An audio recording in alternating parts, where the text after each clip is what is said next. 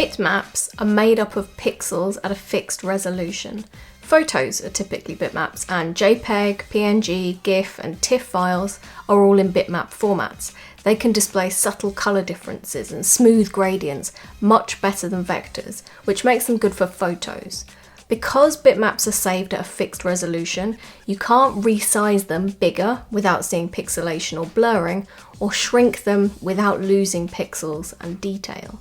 Vectors are made up of paths that can scale to any resolution. Logos and icons are typically vectors because they have a small file size. They can be scaled up or down and always look crisp. SVG is probably the most common vector format you'll find online, though PDF is also a vector format and fonts are vector-based too. Unless vectors have a lot of detail, they're usually much smaller file sizes than bitmaps, which means they load much faster on the web. With Penpot, you'll mostly work in vector, though you can import bitmap images to use in your designs as content or as backgrounds. You can export Penpot designs in either bitmap, PNG and JPEG file formats, or vector, SVG and PDF file formats. Join us at penpot.app/courses.